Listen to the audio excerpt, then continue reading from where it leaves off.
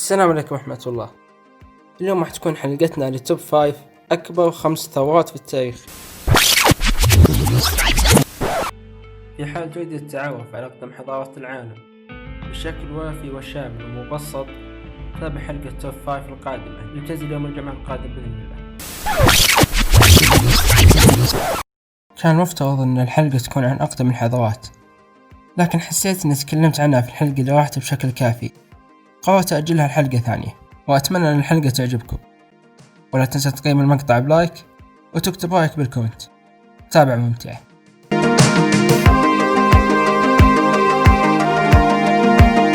عبر التاريخ ظهرت العديد من الحكومات الطاغية والمتجبرة على شعبها، وما يكون في يد الشعب سوى التحمل.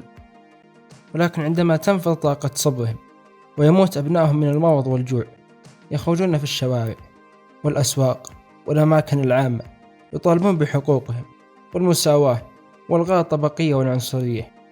هذا إذا ما طالبوا بإسقاط الرئيس أو الدولة ذاتها. وهناك ثورات كانت نتائجها كبيرة وغير متوقعة، واليوم أذكر أكبر 5 ثورات في التاريخ.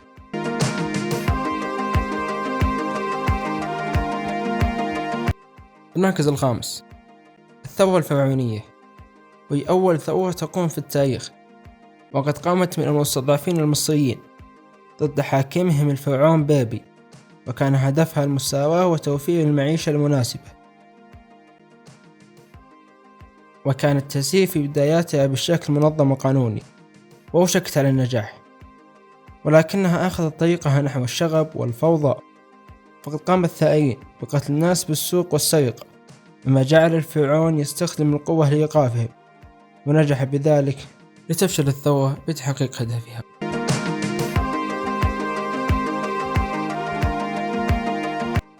المركز الرابع، الحملات العربية ضد إسرائيل، المتعارف عليه العداوة الدينية بين المسلمين واليهود.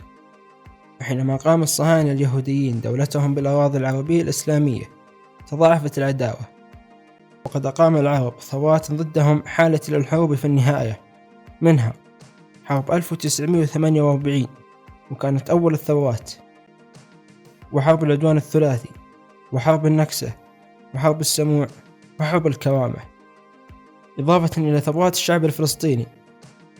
ولا تزال النزاعات والعداوة العربية مع إسرائيل قائمة إلى يومنا الحالي.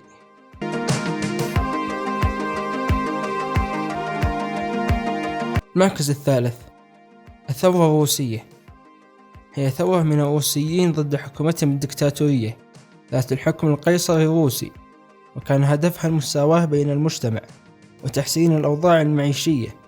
ثم صارت فيما بعد حربا أهلية بسبب سيطرة الشيوعيين عليها، وقد نجحت الثورة في إسقاط القيصر، وقامت دولة شيوعية دكتاتورية عرفت بالاتحاد السوفيتي، والتي سقطت بدورها فيما بعد بثورة أخرى قسمت الاتحاد إلى دول عدة. من أبرز الدول التي نتجت عن تقسم الاتحاد روسيا، كازاخستان، وصربيا.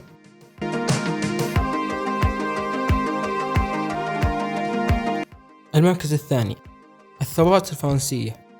على مر التاريخ قامت العديد من الثورات الفرنسية الشهيرة بين العامين 1789 إلى 1799، واحدثت تأثيرات عميقة في أوروبا والعالم الغربي.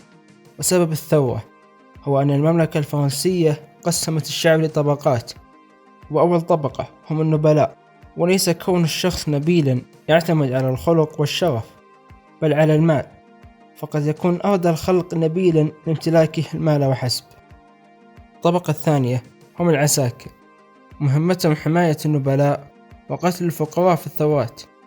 أما الطبقة الثالثة فهم الفقراء كما يدعونهم، وقد بدأ الحال يسوء عاما عن عام، حتى صار الناس يموتون من المرض ويتقاتلون على الطعام، وصار العساكر يستهينون بدماء الفقراء بشكل كبير، مما جعل الثورة تكبر عاما بعد عام.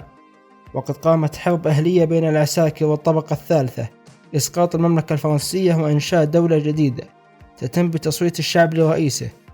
وبالفعل نجحت الثورة، وعين نابليون كأول رئيس لها.